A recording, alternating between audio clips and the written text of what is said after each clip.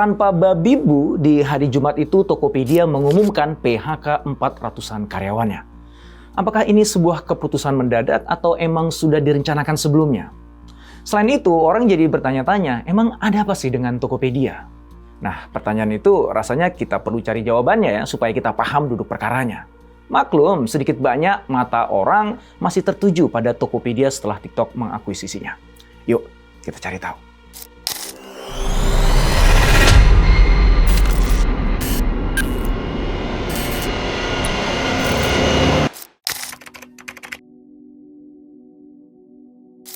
Anda pasti masih ingat pada tahun 2023 lalu Kementerian Perdagangan RI telah mengeluarkan Peraturan Menteri Perdagangan Nomor 31 Tahun 2023. Peraturan itu melarang platform social commerce menyelenggarakan transaksi jual beli langsung di dalam aplikasinya. Mereka hanya diizinkan untuk sekedar memfasilitasi promosi barang dan jasa.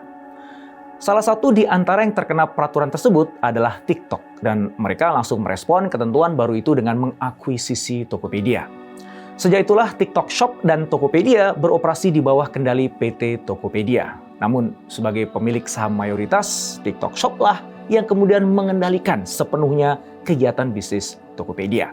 Langkah akuisisi itu didukung penuh oleh ByteDance sebagai perusahaan induk TikTok yang kemudian menggelontorkan investasi lebih dari 1,5 miliar US dollar atau sekitar 23,38 triliun rupiah.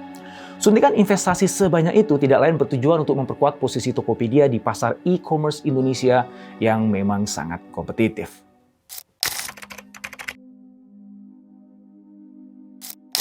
Bagi Gotong, keputusan menjual saham mayoritas Tokopedia memang langsung berbuah. Di antaranya pada kuartal 4 tahun 2023, Goto mencatatkan EBITDA positif sebesar 77 miliar rupiah. Capaian ini jelas lebih baik dibandingkan capaian mereka pada periode yang sama pada tahun sebelumnya, karena waktu itu Tokopedia justru merugi 3,1 triliun rupiah. Selanjutnya, antara Februari hingga Maret 2024, Goto juga meraup pendapatan sebesar 110 miliar rupiah dari TikTok Shop, yang merupakan bagi hasil transaksi sesuai perjanjian akuisisi. Nggak bisa dipungkiri bahwa pencapaian-pencapaian itu merupakan pengaruh positif kemitraan strategis mereka dengan TikTok. Di luar itu, mereka berhasil menepis kekhawatiran yang sempat muncul di awal akuisisi bahwa Tokopedia akan banyak menjual barang-barang impor. Sebab bertepatan dengan Harbolnas, mereka justru meluncurkan kampanye beli lokal di aplikasi Tokopedia dan juga TikTok yang bertujuan mempromosikan produk-produk dalam negeri. Lepasnya Tokopedia ke tangan perusahaan asing juga mengundang sinisme. Maklum, Tokopedia adalah salah satu e-commerce karya anak bangsa yang diharapkan oleh sebagian orang bisa mengimbangi e-commerce asing di Indonesia. Tapi setelah TikTok mengakuisisi Tokopedia, banyak kemudian yang jadi bertanya-tanya, apa jadinya dengan e-commerce lokal karya anak bangsa itu? Kenyataannya, e-commerce lokal memang masih kalah jauh dibandingkan beberapa e-commerce milik perusahaan asing yang mendominasi pasar Indonesia. Mantan Ketua Umum Asosiasi E-commerce Indonesia, Ignatius Untung Surapati mengatakan bahwa sebetulnya jumlah e-commerce lokal lebih banyak, tapi porsi pasarnya masih sangat kecil. Data Momentum Works tentang e-commerce di Indonesia tahun lalu memperkuat fakta itu. Bahwasanya Shopee yang dimiliki perusahaan asal Singapura berada di puncak dengan penguasaan 36% dari total transaksi bruto atau Gross Merchandise Volume GMV. Sedangkan Tokopedia berada di posisi kedua dengan 35%, disusul Lazada dan Bukalapak masing-masingnya mengambil 10%, serta TikTok 5% dan Blibli 4%. Akuisisi ini belakangan juga memunculkan kekhawatiran tentang kemungkinan adanya pengurangan jumlah karyawan Tokopedia. Kekhawatiran itu muncul setelah ByteDance mengaku kaget melihat jumlah karyawan Tokopedia yang mencapai 5.000 orang. ByteDance sudah terbiasa beroperasi dengan tim kecil, sehingga mereka menilai Tokopedia perlu dirampingkan supaya bisa lebih lincah dan responsif. Tapi masa iya sih kaget ya? Meskinya kan mereka udah tahu itu jauh hari sebelum memutuskan akuisisi. Iya nggak sih?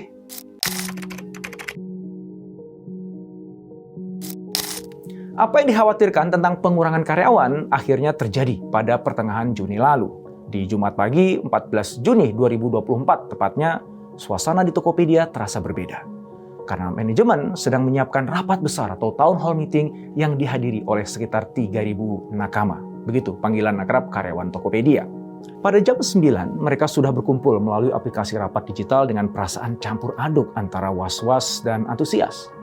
10 menit kemudian, suasana kontan berubah drastis setelah manajemen langsung mengumumkan pengurangan 450 karyawan atau 9% dari total karyawan. Kabar itu datang begitu saja sehingga terasa mengejutkan seraya memunculkan perasaan cemas di kalangan karyawan. Siapa yang nantinya akan ter-PHK dan siapa yang akan bertahan? Tetapi bagi perusahaan, keputusan pagi itu sudah sangat jelas bahwa di bawah kepemimpinan ByteDance, struktur Tokopedia harus ditata ulang dengan mengedepankan efisiensi dan adaptabilitas meskipun banyak menyakitkan orang. ByteDance ingin supaya Tokopedia lebih ramping sehingga bisa mengurangi biaya operasional. Ini memang bagian dari langkah-langkah ByteDance setelah resmi memiliki 75,01% saham Tokopedia melalui kesepakatan senilai 1,5 miliar US dollar. Sedangkan Goto Group dengan 24,99% saham yang tersisa berperan sebagai pendukung pasif dari entitas baru tersebut. Di samping itu ada fakta objektif tentang alasan PHK. Indah Anggoro Putri, Direktur Jenderal Pembinaan Hubungan Industrial dan Jaminan Sosial Tenaga Kerja Kementerian Ketenagakerjaan menjelaskan bahwa PHK tersebut adalah hasil konsolidasi kedua perusahaan pada Desember tahun lalu. Di dalam proses itu terungkap tentang banyaknya fungsi dan posisi yang tumpang tindih. Indah juga mengklarifikasi bahwa PHK yang terjadi bukan karena adanya penggantian karyawan dengan tenaga kerja asing. Dia menjelaskan, proses merger seringkali menghasilkan duplikasi fungsi dan jabatan yang memerlukan penyesuaian untuk mencapai efisiensi operasional. Dengan begitu, PHK normal dilakukan guna merampingkan struktur organisasi yang gemuk.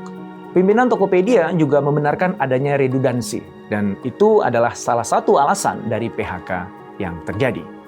Nuraini Razak, Direktur Corporate Affairs Tokopedia dan Shop Tokopedia, mengatakan bahwa penggabungan kedua perusahaan memerlukan penyesuaian organisasi untuk memperkuat beberapa area.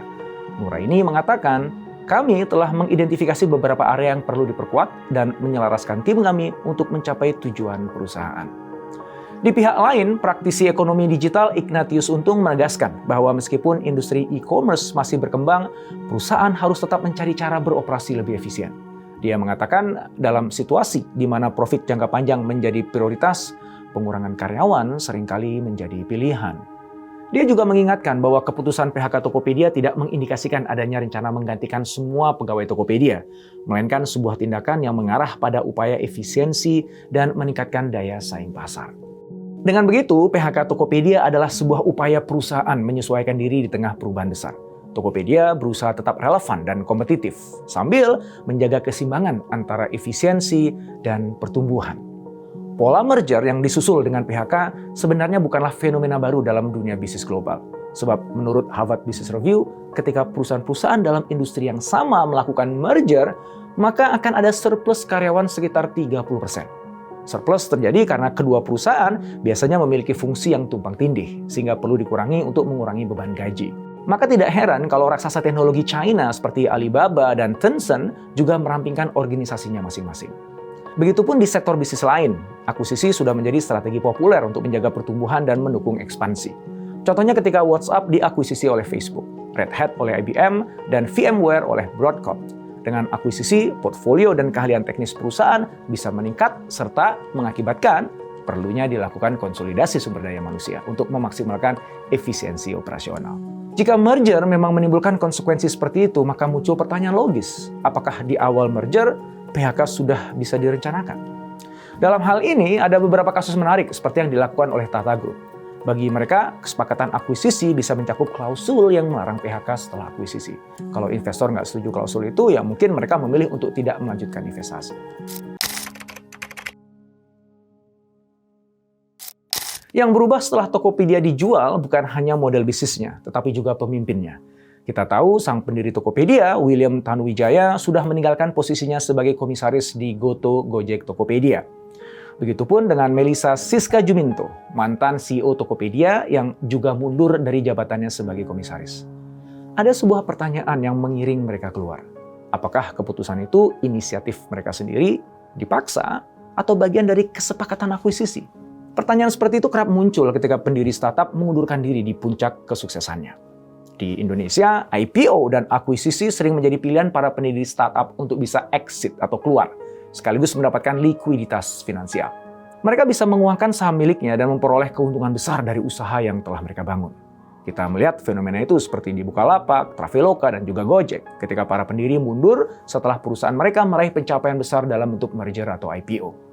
Adanya fenomena seperti itu diamini oleh Joshua Pardede, Chief Economist Permata Bank. Dia mengatakan, Penyebab utamanya adalah perubahan strategi bisnis dari mengejar pertumbuhan cepat ke arah keberlanjutan dan keuntungan jangka panjang. Menurutnya pula, hal ini seringkali melibatkan pengurangan karyawan dan mundurnya para pendiri sebagai bagian dari restrukturisasi internal. Di Silicon Valley, fenomena itu juga ada. The New York Times edisi Agustus 2022 melaporkan bahwa beberapa bos teknologi besar seperti Ben Silbermann dari Pinterest dan Joe Gebbia dari Airbnb memutuskan mundur dari perusahaan mereka. Padahal perusahaan-perusahaan mereka adalah unicorn yang menjanjikan kekayaan dan ketenaran. Walaupun sekarang mereka menghadapi tantangan yang semakin berat. Setelah perubahan kepemilikan, sekarang waktunya bagi ByteDance untuk mengevaluasi dan mengamankan investasi besar yang mereka tanam di Tokopedia. Oleh karena itu, PHK meskipun pahit menjadi bagian dari strategi menyeluruh untuk menyesuaikan kekuatan kerja dengan kebutuhan operasional yang baru. Sayangnya, PHK itu bukan hanya mengorbankan sebuah e-commerce karya anak bangsa, tetapi juga berdampak besar terhadap nakama sebagai anak bangsa itu sendiri. Disitulah ironinya, karena sebelumnya Tokopedia dikenal aktif merekrut banyak pegawai, terutama programmer untuk memperkuat pengembangan internal. Sikap Tokopedia yang mengusung konsep microservice dengan 300 layanan skala kecil sebagai aplikasi utama mencerminkan komitmen mereka terhadap inovasi dan pengembangan teknologi domestik. Tokopedia juga dikenal memiliki Tokopedia Academy, sebuah konferensi teknologi yang dirancang untuk para programmer Indonesia. William Tanuwijaya menekankan bahwa Tokopedia Academy adalah upaya berbagi pengetahuan dan belajar bersama programmer lokal. Wajar kalau kemudian muncul pertanyaan, apakah sekarang budaya berbagi ilmu yang dibangun William dan rekannya Leonidas Alva Edison akan berubah? Merger dan akuisisi memang bukan fenomena baru dan bisa berakhir positif jika ditangani dengan baik, seperti yang terjadi di industri telekomunikasi dan perbankan Indonesia. Tetapi pada kasus merger Tokopedia terasa ada goresan luka, karena merger tersebut bukan hanya mengubah struktur organisasi, melainkan juga berpotensi mengakhiri era kejayaan e-commerce lokal yang telah berhasil bertahan melawan gempuran e-commerce asing. Maka ketika PHK terjadi, setidaknya perusahaan perlu menangani transisi secara adil dan sesuai undang-undang. Perusahaan harus memberi kompensasi yang layak kepada karyawan yang terdampak, agar luka itu tidak lebih menganga, tidak terasa lebih sakit.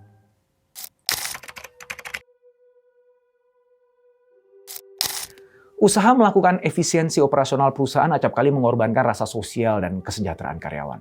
PHK massal di Tokopedia menjadi contoh nyata tentang bagaimana penerapan strategi bisnis yang fokus pada efisiensi dan adaptabilitas pada akhirnya berdampak besar pada kehidupan banyak individu. Memang dari sudut pandang bisnis, merampingkan struktur organisasi demi mencapai fleksibilitas di pasar yang kompetitif adalah tindakan yang sangat masuk akal. Namun di balik kewajaran itu muncul konsekuensi besar ketika ratusan karyawan harus kehilangan pekerjaan. Dan ini menciptakan ketidakpastian serta kekecewaan yang mendalam. Selain itu kita melihat bahwa strategi bisnis global seringkali bertentangan dengan kepentingan lokal, serta menimbulkan dilema antara pertumbuhan ekonomi dan kedaulatan nasional. Akuisisi Tokopedia oleh TikTok Shop meskipun secara bisnis sangat strategis, ternyata menimbulkan pertanyaan besar tentang masa depan e-commerce lokal Indonesia. Meskipun Tokopedia mampu mempertahankan operasinya dan bahkan memperluas pasar dengan dukungan ByteDance, tetap saja dominasi investor asing dapat mengurangi otonomi dan identitas lokal. Bagaimana nasib e-commerce Indonesia jika kendali utamanya berada di tangan pihak asing? Apakah nilai-nilai lokal akan tetap terjaga? Atau akan tergantikan oleh budaya dan kepentingan luar? Itu pertanyaan-pertanyaan yang muncul dari kecintaan kita terhadap negeri ini.